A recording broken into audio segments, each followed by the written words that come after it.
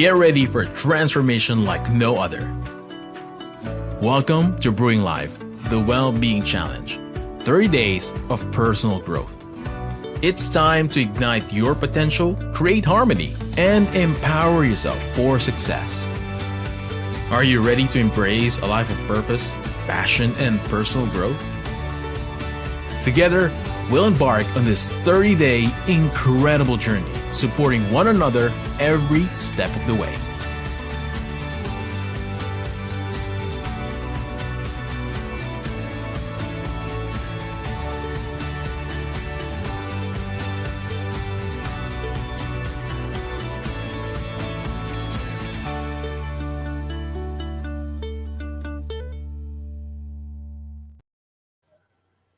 Ayan, so magandang hapon sa ating lahat. So today is the first day of the year 8 of CACC Coffee Republic. So thank you for everyone who celebrated with us yesterday. Okay? So good afternoon. So good afternoon sa lahat-lahat na nanonood this afternoon. Yan, and for all the people na manonood din dito sa replay. So wherever they are, yan. So maraming salamat for watching and learning with us for all the years na we are serving in this digital space. So this is Life Coach Nords, yeah, coaching entrepreneur from Life Coach Philippines, and also the founder and creator of Living Intentionally 2.0 coaching community, I'm also advancing life coaching here at the North, yan, here at the highlands of the Philippines. So you are joining me for a Brewing Live episode 878 entitled Building Confidence, Believe in Yourself. This 25th day of November, year 2023. And so thank you everyone for joining me this afternoon. Good afternoon, Coach Sean. And so Brewing Live is a community service of CACC Coffee Republic, advancing holistic well-being in the new landscape of living marked as post-pandemic. So our heart here is to brew mental fitness in your space as we take the well-being challenge 30 days of personal growth this month of November 2023. So CACC Coffee Republic serves as the home of professional certified CACC life coaches trained by Master Coach A and stands as the coaching hub of Life Coach Philippines. So we are nestled within the Pioneer Center compound at the intersection of Pioneer Road, Brixton, and United Streets, Capitolio, Pasig City. So our doors are open from 10 a.m. to 10 p.m. daily from Saturday to Thursday. Ayan. So CACC Coffee Republic is more than a cafe. So we are a catalyst for healing and transformation. So our menu extends beyond classic comfort foods to plant-based meals and food and beverages that promote mindful eating. Okay? So check our FB page for the sumptuous meal and refreshing drinks. Or connect with Coach Rezzhel at 0917-586-1661 to partner with CACC Coffee Republic and promoting health and wellness in your space. Okay. So if you are just joining in, so welcome and thank you for being here. So feel free to share the video link with your friends, tag them in the comments, and give them some shout out, thumbs up, encouragement, or motivation. Most importantly, express your gratitude for the beautiful souls that make life worth living. Ayan. So as for me, I'd like to give shout out to Master Coach E, Coach Rezzhel, and Coach Mao for start building CACC Coffee Republic. Yeah, so it turned 7 yesterday, and today is the first day of year 8. So thank you everyone for all the people who supported CACC Coffee Republic, and also to our fellow kindred coaches from different parts of the Philippines. So thank you for celebrating with us yesterday. So we hope and pray for your continued support in the coming years. So, yan. So, maraming salamat with all the support, with all the love that you have given to our space, the home of certified CCC life coaches from Life Coach Philippines. Where the Cup Coffee Republic is where we get inspired, and transformation happens through the platform of life coaching. So thank you everyone, and thank you everyone for joining us today as we celebrate the first day of year 8. Okay. And so if you're watching this on a replay, comment #replay and feel free to reach out if you wish to discuss any points that resonates with you. Yan, huwag po kayo mahiyang mag-connect. Okay? Yan. So you can find the YouTube link in the video caption for replays of all Brewing Live episodes. So be sure to follow and subscribe to the channel to receive notifications when new learning videos becomes available. Yan. So if you are meeting me for the first time, I help determined individuals who are determined enough to achieve living an intentional life with joy and financial confidence.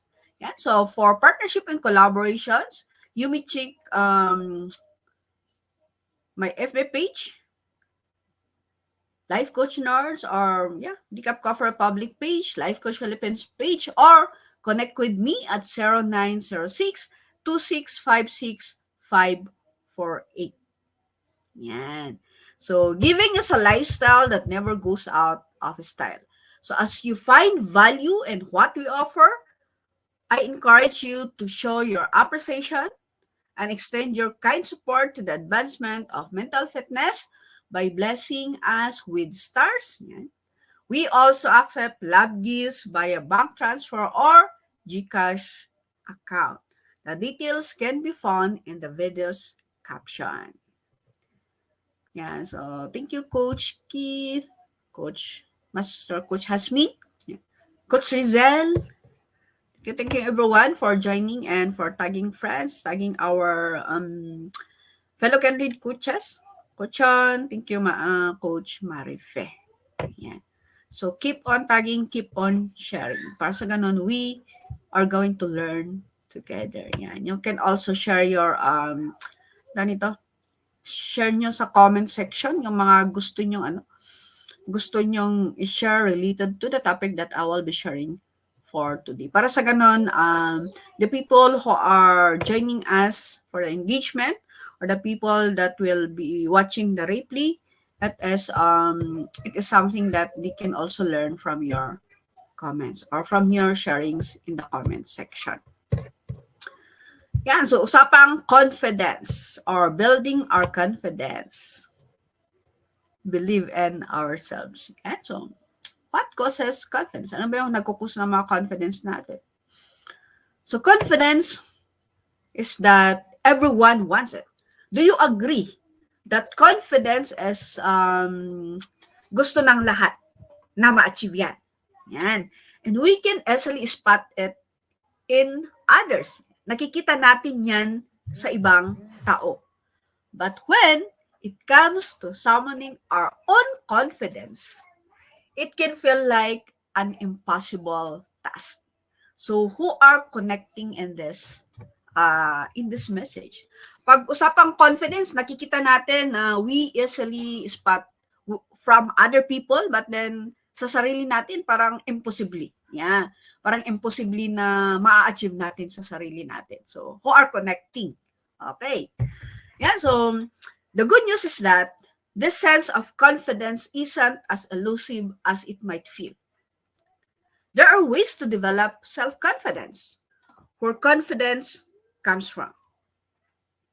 Confidence as self-trust in our skills and our choices and values. It comes from within ourselves and feels like an inner knowing of our strengths and weaknesses while still thinking positively about ourselves. So self-confidence comes from the information and ideas we take in through the world that support a positive perspective about ourselves. So often we enter into the world with an abundance of self-confidence. So nung bata tayo, we are confident enough. Consider the young child who feels confident taking risks like jumping off the swings or dances without a care in front of a crowd. So when a young child is affirmed, and encouraged, they strengthen their sense of self and begin to hold cognitive schemes that confirm they are worthy, valuable, beautiful, and intelligent. While many people often have a strong sense of confidence as a child, life often throws curveballs that can diminish confidence. Yung mga nangyayari sa paligid. Yan. So low self-esteem can feel like being unable to handle other people's criticisms. Yan. Criticism ng ibang tao. Or difficulty trusting ourselves and others. The great thing is, every moment is a chance to build evidence toward your self-confidence. So to make up for what was lost, yung na-lost na confidence natin, you can rebuild yan. You can rebuild confidence over time through small and large moments that ladder up toward more self-trust. Yan. So keyword dyan is hashtag self-trust. Do you trust yourself? So that is the question. Or baka naman, yung ibang tao, tinatrust ka, but then you personally, hindi mo matrust yung sarili mo. And I am not an exception to that. Kasi nangyayari din sa akin yan, oftentimes. Di ba? Yung ibang tao, they believe on what I do, they believe on something that I can create. But then for me, sometimes there is the feeling na parang hindi pa ako confident. So meron po yan. And the root causes of that is either trauma responses because of childhood experiences. Yan, mga experiences ng childhood. So yun siya. Okay. So, ano kayang what causes low confidence? Ano kaya yung mga nagkukos ng low confidence natin? So, just as you can build positive self-confidence, there are things that can erode it. So, the way people are socialized, yan, paano nag-socialize yung mga tao, seen by those around them, nakikita ng mga tao sa paligid nila, in addition to difficult transitions in childhood, yan, transitions in adolescence and adulthood, can lead to lower self-confidence. So some factors that can contribute to a negative sense of self or nagpapababa ng self-confidence are ito. Caregivers. Caregivers that are overly critical or reprimanding. Yan. So sino sa inyo ang nakakaranas ng mga to? Yan. So if you're connecting with this, then I'm encouraging you to share in the comment section. And sabi ni Coach Lee, confidence is how you see yourself. Yes. Yan. At the self-trust. And past childhood experience can lead us to live life with low self-esteem. Yeah, that's true, Coach Sean. It really affects us. And others is that caregivers that limit a child's exploration. So if yung mga caregiver nyo nung childhood kayo, mga nagbamantay sa other, the parents, titas, lulas, nililimitaduhan nila yung exploration mo. So instead of you as a child exploring something new, or you want to expand, but then they are limiting you. Yan. So another is feeling rejected by peers. Yan. Difficulties transitioning into a constructed idea or of adulthood. Yan. So Those are some of the factors that affects our low self-confidence. So with that, even though, yan, nawala na nga yung confidence natin, we lose it because of external forces. And kasi nadala tayo, kasi na-trauma tayo. But then, the good news is we can rebuild it. We can rebuild the trust. We can rebuild that trust to ourselves. We can rebuild that confidence in ourselves. So there are some ways that you can rebuild it. So I'll be sharing some ways where you can rebuild your self-confidence para sa ganun, you are going to believe that you yourselves have strengths, that you yourselves have weaknesses, wherein that weaknesses can be a challenge or can be ano tawag dyan? That weaknesses can become your strength for you to believe that you need help, for you to believe that you cannot do it alone. And because of your weaknesses, you need someone to support you. Para sa ganon, mabuboost pa rin yung self-confidence mo. Yan. So are you ready with some of the ways for you to rebuild your confidence? Yan. If you are ready, then hashtag ready sa comments. Ayan. So, overly critical caregivers can lower your confidence. Yes. Agree with that, Coach Rezzhel. Yan. So one way for you to build confidence is figure out where your lack of confidence stems from. So saan kaya, where are we lacking on confidence? So finding the root cause for low self-confidence can provide a map of how to build up more positive self-confidence. So a good place to start is through self-reflection in journaling.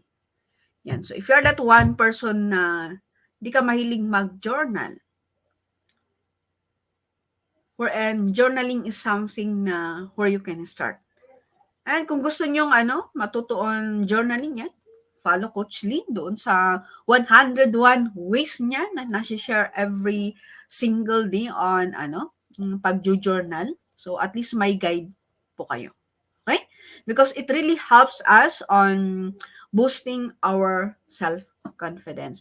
So aside from nasulat natin, we reflect on it. And at the same time, we learn from what we have written. Yan. So, try nyo this exercise para sa ganun, it will help you to possible root cause of your low self-confidence. Maganda po kasi na sinusulat, tapos tingnan nyo, reflect on it, and yan, journal it. So, you can ask yourself who or what told you that? Sino ba yung mga tao na nagsabi sa inyo dyan? Kaya ka nagkaroon ng mababang confidence sa sarili. Yan. Or you lack confidence in yourself. So, sino ba yung nagsabi? So, decide if you want to allow that voice to have authority over your thoughts and the stage of your life. So, iaalaw mo ba yung voice na yan na mas strong siya kaysa voice mo, na alam mo naman, you really believe in yourself. So that is decision. So you have to decide. Yan. So from there, next way is that understand what self-confidence feels like for you. And kailangan mong intindihin kung ano yung feeling ng self-confidence to you. Okay? So take some time to figure out what confidence feels like in your body. Yan. Usapang physical naman yan. So a good question to ask is, how will you know that you've reached a satisfactory level of self-confidence? Perhaps you will start speaking up more at work, more at your community, more at your tribe, more at your family, more at your friends. Yeah? Start speaking up. Yan. You might finally wear that outfit you've always wanted to. Yan. So, nakikita po yan. So, this will be different from person to person. So, it doesn't have to make sense to anyone else. So, if it doesn't work to you, then do any activities that can work for you. Yan. So, this is your personal measurement of confidence. Yan. You can measure your confidence on that. So, it is something that speaking up or lalabas ka, show up and say your message. So, that is one way na masasabi mo na yung confidence level mo, yan, lumalabas na siya or umaangat. Yan. Next way is, number 3 is align with yourself. So, if you find yourself frequently using the word should, for example, I should be married by 30, I should have a house by next year, or I should have my life together by now. Take a step back and reflect. So where is this should coming from? Is it because sinabi ulit ng society na dapat by age 30, married ka na? Kasi pag hindi, you are not beautiful, yung mga ganyan. Or you don't deserve relationship, yung mga ganyan. So, kailangan mo siyang i-map out. Kailangan mong tingnan. Okay?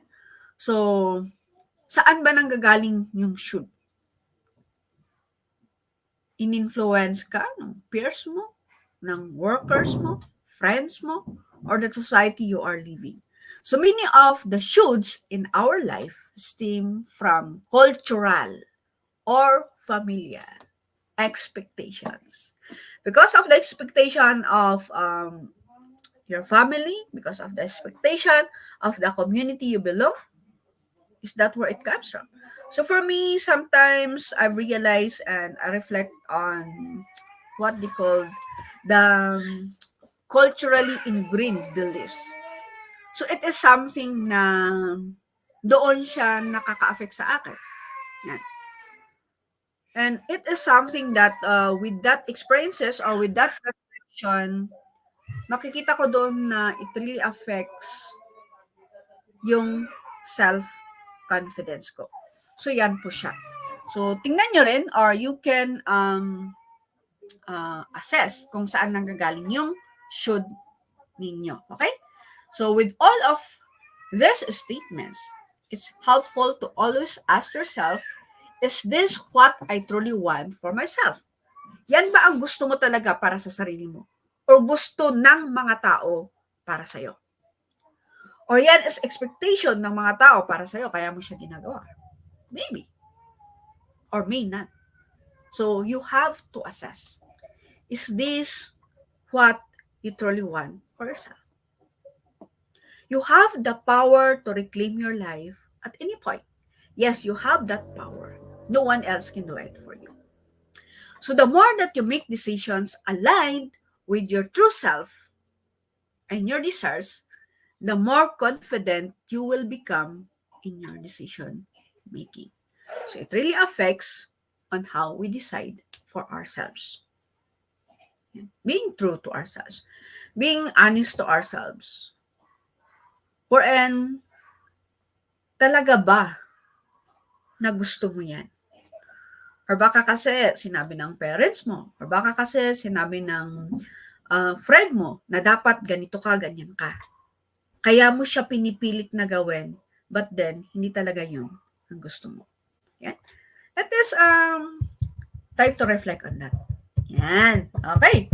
So, next is, you are going to start small. But before that, yan, let's read some comments and thank you everyone for joining. Coach Sarah, yeah, Coach Candy, Coach Sean. Yan, so thank you for sharing your thoughts.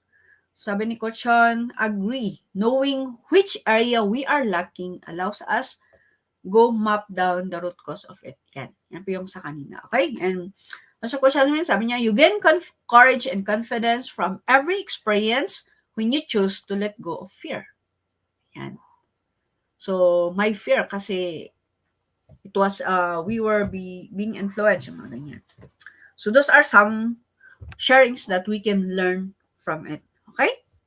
And so, thank you everyone for sharing. And number 4 is itong sinabi ko kanina, start small. Yan. Most of us don't like experiencing a ton of change at once. So, a very important key for self-improvement work is starting small. Yan. Para kasing binabaliwala natin yung maliit na bagay. But then, did you know that small is a blessing? Doon po nag-start ang malaki. Nag-start po siya sa small. Okay? So, one way to build self-confidence is to make small promises to yourself. Small promises to yourself and then follow through. So, mag-promise kayo sa sarili nyo and then follow through nyo. And the key word is small. So, dito na po pumapasok yung in any progress and any small actions that you did, celebrate. Celebrate small or big wins. Kasi as you celebrate that small thing in your life, that small progression in your life, nakaka-boost din po yan ng confidence. Okay? And if you're that one person na hindi nag-i-stop at hindi nag-celebrate kahit maliit na panalo or kahit small progression, is that welcome to our tribe. Because our tribe celebrate with you even though it is a small win. Okay? So do things that are a stretch but also realistic for you. Right? So perhaps if you are not a morning person, not committing to waking up at 6 a.m. every day to do a morning routine, but instead trying out an evening routine. Yan. So just start small. So morning person ka ba? Tanghali ba? Or panghapon? So yan. Just start small. And number 5 way is adapt a growth mindset. So we have to adapt growth mindset. Para sa ganon, yung confidence natin, ma-rebuild siya, tataas po yung confidence level natin. So a growth mindset encourages us to explore beyond our current skills and knowledge, keeping the possibility of improvement open. Yan. So instead of using the phrases like, I'm not confident, just add hashtag yet to it, which transforms the old beliefs into I'm not confident yet. Yan. Hashtag yet. Yan. So this adds the qualifier that you are in the process of gaining skills to become confident. Yan. Yan. So kailangan may yet. Para sa ganon, yung brain natin, it will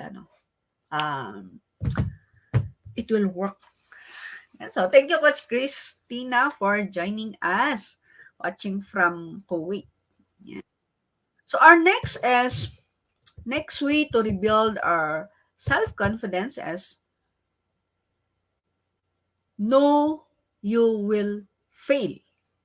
Alamin mo, or you have to know that you will fail, and that's okay. And because most often, pag nag-fail na, stop.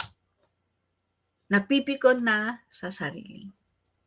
And yeah, I've experienced that before. And I mean, it is something na we have to learn from it.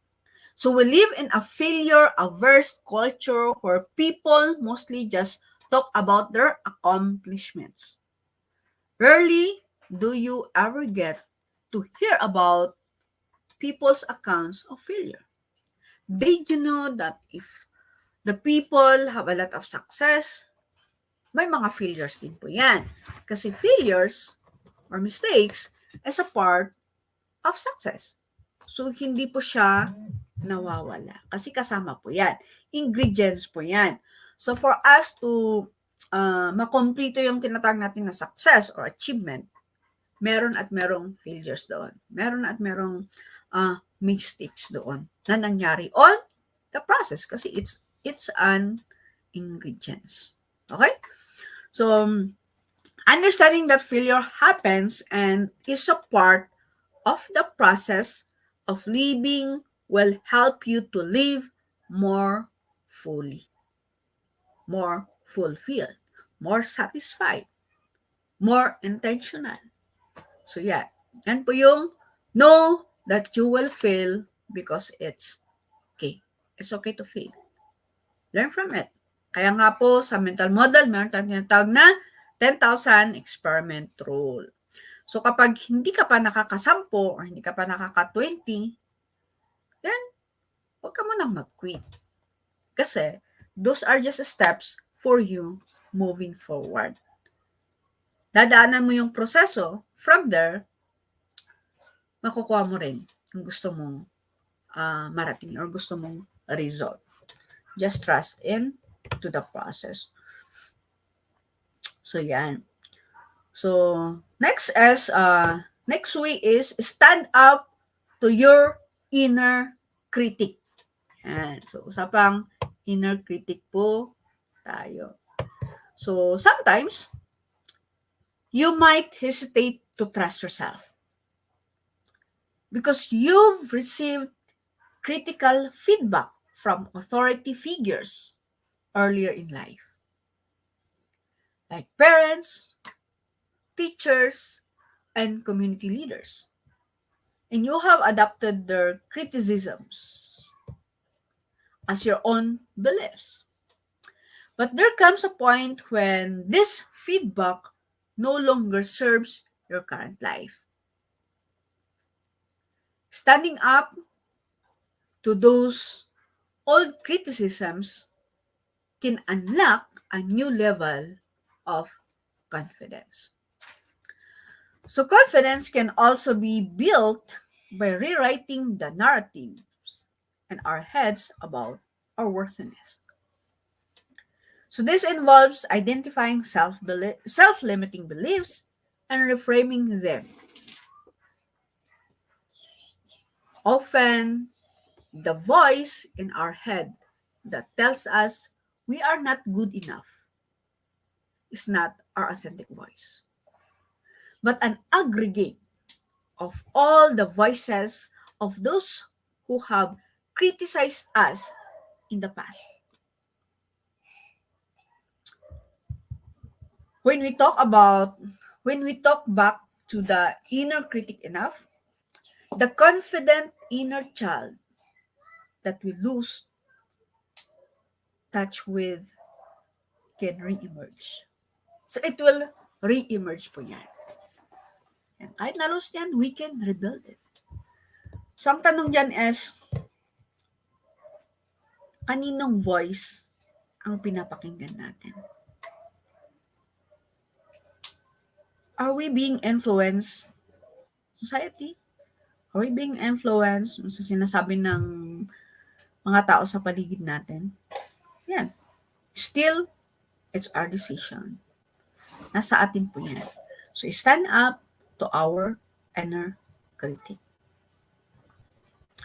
And kasi, sabi nga nung lesson doon sa coaching for permission granted is that no one else can do that confidence in you. But then, ikaw pa rin. It is an inner work or it is within yourself. Walang ibang gagawa sa'yo na ikaw ay maging confident, but it is you personally. Yan. So next way is that understand that emotions and feelings are temporary. Yan. So, you have to go all the way through the darkness to get to the light at the end. Sabi ng isang researcher. So, sabi niya, you have to go all the way through the darkness to get to the light at the end. So it is something na emotions in feelings are temporary. So matatanggal din yan. Maalis din siya. Temporary lang po yan. So hindi naman siya permanent. Okay? So emotions go through a cycle of beginning, middle, and end. Although emotions can feel really intense in the moment, they are only temporary. So at the very basic level, emotions are psychological responses to stimuli in your environment. So if your Wi-Fi goes out right before your work presentation, you may experience an acute of stress. Yeah. So that is a feeling. That is just a temporary feeling. Yeah. So if you receive a surprise package from your sister or from someone that you are not expecting, you may be overcome by heartfelt joy. Yan. So madami po yung experiences. And next week is focus on what you can control. Mas maganda po na mag-focus tayo dun sa nakokontrol natin. Huwag yung hindi natin makontrol. Kasi kahit anong focus mo doon sa hindi mo makontrol, wala pa rin mangyayari, hindi mo kontrolado, di ba? Yan. So a lot of times, we base our self-confidence on things we actually have no control over. What other people think, the outcome of a project, others' reactions. So for us to build self-confidence, we need to release our attachment to the things we can't control and start basing our self-confidence on what we do have control over. Yan. And um start basing our self-confidence on what we have or what we can control. Huwag mag-focus doon sa hindi natin nako-control. Yan. O yan, confidence is an inside job. Yes, tama po yan, Coach Tintin. Your words deeply motivates me. Oh, salamat naman. Okay? Yan. So it is something wherein we are going to reflect on it. We are going to learn from it and assess how are we seeing ourselves, how are we assessing ourselves when it comes to confidence, and how do we believe in ourselves. Yeah. So for me is I'm still on the journey on this. And so if you're connecting to this is a part of me. Yan. So it is something na we can learn together in this. So next is build a like-minded community around you. That is why in our tribe, we are building tribes. Or in our Life Coach Philippines, we train, we coach, and we build. Because we are building like-minded community or like-minded people na naniniwala sa mission, naniniwala sa movement ng community. Yan. Kaya po tayo meron yan. Kasi if we build that, there is what we call same perspective. At the same time, alam niyo yung journey and you are building that community safely. Safe with everyone. So it is a safe space for you to become confident, for you to thrive, not only to survive. Yan. So, sabi nga ni Untribe, untribe yourself is that in safety, we can thrive. And that's agree. If we feel the safe and in a space, and in that space, they celebrate with us. That space, walang judgment. In that space, they will not tolerate us, but they can celebrate with us. So that is something that really helps us to boost our self-confidence. Yan, very importante po yung pag-build ng community. Para sa ganun, kung ano yung gusto mong i-build na community, yun siya. Kasi wala na tayong magawa doon sa mga na-build before wherein it really affects your mental health. So why not build your own? Yan. So if you want to build your own community, then we at Life Coach Philippines can help you on that. So just connect with us. Just connect with fellow master builder apprentice coaches. Yan, okay? So when you build a like-minded community around you, research suggests that our views of ourselves are usually inaccurate. Whether you underestimate or overestimate your abilities, you cannot create a more accurate level of self-confidence in isolation. Yan. So you need to interact with your environment, hobbies, and other people to build confidence. So curating an intentional environment to develop your budding confidence is crucial. Yes, this is very crucial. But then when we build it, it is something that is fulfilling. It is something that you feel that you feel satisfied. You feel fulfilled. Okay? And next is take a break from social media. Yeah. So a 2018 study published in Europe's Journal of Psychology found that people who have lower self-esteem tend to gravitate toward building a false self on social media, which can lead to an inaccurate sense of self and self-worth.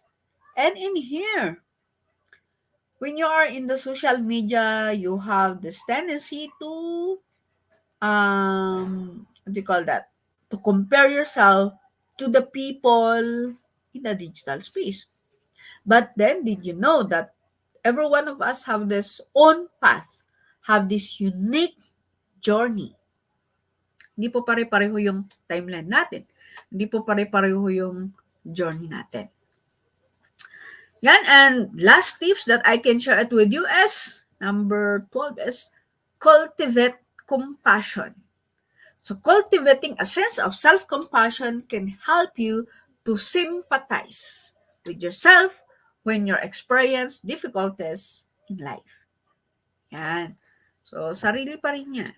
So, this can help you turn away from negative, demeaning self-talk and toward more loving, nurturing ways to talk to ourselves.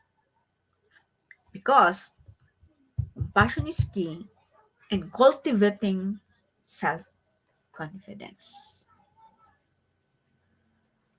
And in one of an email interview, it says that holding on to past mistakes or failures really affects how confident we are.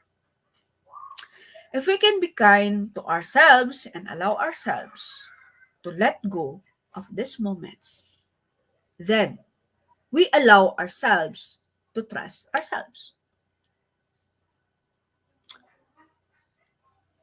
And bonus tips. Yan to. Bonus tips to. So, hello everyone. Yan. Thank you, Coach Phoebe, for joining us. Yan. Naman ni Coach Candy. Holding on to past mistakes, failures, and regrets affects our confidence. Yeah, agree po. Totoo po yun. Okay? So, bonus tips. Yan. Ito. Bonus tips natin ngayon sa mga andito pa. Okay. So, ano kaya yung bonus tips na yan? Who will guess kung ano kaya yung last point or last tips that can boost our confidence or that can rebuild our confidence? So for those who can answer it, kasi bonus tips, may bonus na rin. Diba? Okay, sige. 5, 3, 2, 1. So last tip is that find professional support. And find professional support if building self-confidence. So, professional support. So, kailangan po meron tayong professional support. So, if building self-confidence has become a discouraging pursuit, it might be time to lean on professionals for some guidance. Yan. For some guidance and support. Okay? So, there are many ways to build self-confidence. One approach can involve processing and uprooting the formative experiences that may have contributed to a negative sense of self. So while this can be done through personal reflection, journaling, yeah, it can often be more effective when done in relationship with a safe support person such as, syempre, a life coach. That is why in Life Coach Philippines, we coach, we train, we build. Kasi those three can help us to rebuild our confidence. If we allow ourselves to be coached, then it is something that we accept and acknowledge that we cannot do it alone. And if we allow ourselves to be trained for us to be more confident, then that's good. And if we are going to allow ourselves to be part of a community, it is something na it really signals us, or it really it is something na we accept that we are human beings wherein we need belongingness. We need to be part of a community. Wherein for us to be successful, for us to become confident, and anything that we do, syempre tayo muna, kailangan determinado tayo. We have to be determined enough to become confident. Then from that, as we ask help from someone, from a coach, and be part of the community, then it is another ingredient for us to be more confident, for us to achieve the things that we want in life. So actually, being a part of our tribe, Life Coach Philippines or Dacus Coffee Republic, it is something that it will complete the package for you to thrive. The only thing or the only one that will decide for it is you, yourself. So completing the puzzle for you to become more confident and achieving your dreams in life is that determinado ka ba? Gusto mo bang ma-coach? Gusto mo bang maging part ng coaching tribe? And gusto mo bang matutunan kung ano yung right system for you to achieve that success in your life by achieving that ultimate confidence in you, and for you to continue to believe in yourself? So that is a question. So when are you going to decide to achieve that ultimate confidence, or for you to rebuild that confidence in yourself na nawala because of influences of external factors? So if you're one person and you want to rebuild that confidence in yourself, and you want to eliminate doubt, yan, we have this program, Coaching for Confidence, or the Permission Granted Coaching Program. Yan. Pwede po kayong mag-connect sa mga fellow coaches. Para sa ganun, they are going to guide you through.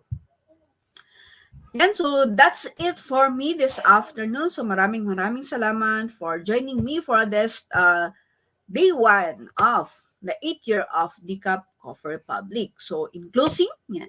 So I'd like to thank you all for joining us today and for supporting the cause of mental fitness. So we invite you to join us in person for our face-to-face community events, including Purposeful Sundays, Parenting Mondays, Coaching for Mental Wellness on Tuesdays, Habits on Wednesdays, Strengthening Thursday, Coaching for the Soul, and Fab Saturday, Open Mic. So if you're interested in becoming a professional service provider, either as a life or a mental health coach like me, then connect with Coach Rezzhel at 586-1661 to learn more about the Co-Actively Co-Create Life Coach Certification Program by Master Coach E. So we are currently accepting applications for mental health certification and the internship program commencing on January 2024 with limited slots only. So be sure to secure your reservation with Coach Rezzhel. Kasi ilang days na lang, ilang month na lang. Yan, January na. So, first come, first serve. Yan. So, yan, sabi ni Coach Sean, so pahabol. Find a tribe that celebrates you but don't tolerate you so you can transform to be the person you want to be. Yan. So, tama pa yan, Coach Sean. So, kailangan po, we have to be part of a tribe na nagse-celebrate sa atin. Sa wins natin, either small yan, big yan, but then they are not tolerating us as well. Okay? So, join us again tomorrow, same time and same digital space for episode 879. It's all about lifelong learning. Expanding your knowledge by Coach Mau. So, this is Life Coach Nords, mentally fit to serve on behalf of Life Coach Philippines. So this is us in the Philippines. Labang boom, labang boom, labang boom. We look forward to seeing you again tomorrow. Have a blessed day to all of you. Maraming salamat and let's enjoy the weekend. As a business owner, are you overwhelmed by the need to post beautiful, engaging content every single day? Are you left wondering what to write? Tired of scrolling through stock photos that all start to look the same? Confused by complicated graphic design programs? Rise Up Creatives is here to help. Each month, we give you everything you need to create 31 days of social media content in just 5 minutes a day. Customizable captions, curated lifestyle photos, a drag-and-drop graphic design tool, and the ability to post directly to your social media accounts. No one else empowers you with these 4 resources all in one place. Each month, we help you plan your social media calendar by providing you with 31 image themes and customizable captions so you can quickly and easily create engaging content and grow your following. Simply select the image that works best for your feed or story. Then, copy the caption and customize it to fit your audience. 5 minutes a day. It's that quick. Plus, you'll absolutely love our drag-and-drop graphic design tool. Start from scratch or choose one of our beautiful templates to fit your unique brand. When you're ready to export your design, you can download, email, or post directly to your social media accounts. Here's the truth. Our world needs what you have to offer. Don't let technology or procrastination hold you back. Rise Up Creatives is more than an online resource. We're a community helping you overcome your biggest barriers to reach your greatest goals. We're here to help you rise up and be creative.